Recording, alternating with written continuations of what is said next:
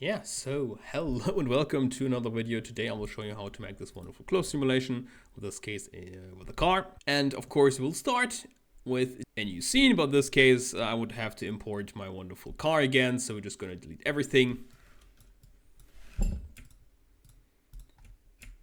That is not my car. There we have it. Now we have a wonderful car. And the first thing, of course, what you need is your wonderful clothes. In this case we're going to add a plane. Let's go on wonderful look at from above, so we can see now the little plane through the car. And now we're going to press S in order to scale it and just scale it up so the whole car is actually covered by the plane. There we go.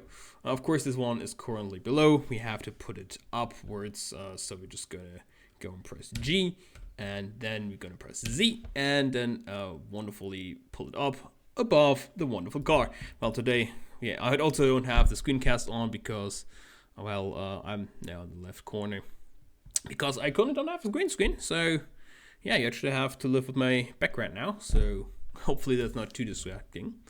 So the thing is, of course, what we need is we're going to select a wonderful plane.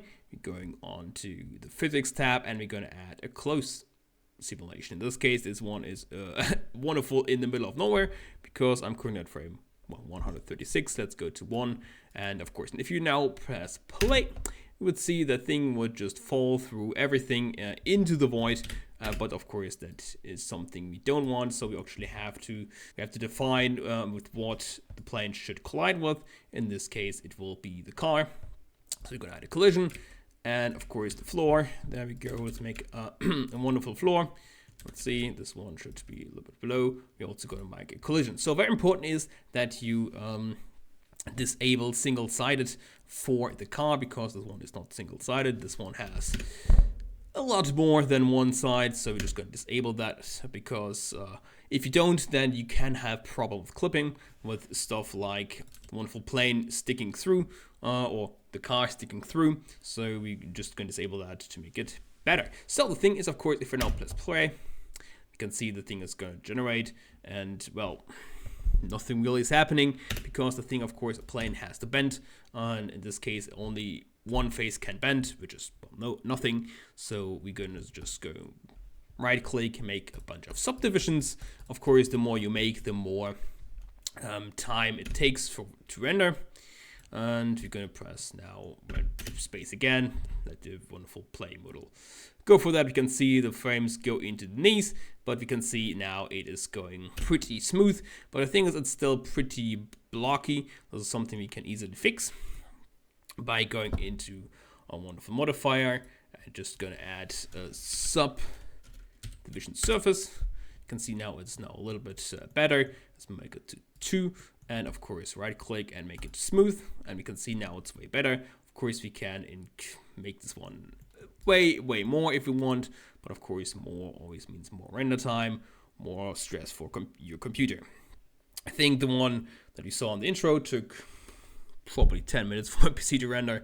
I can later show you how that will look, but of course, well, that's kind of it. Of course, you have some options. You can go for the collision, something which you should maybe also enable as a self collision, meaning it can collide with itself. So we don't really have stuff like this where it's like intersecting with each other.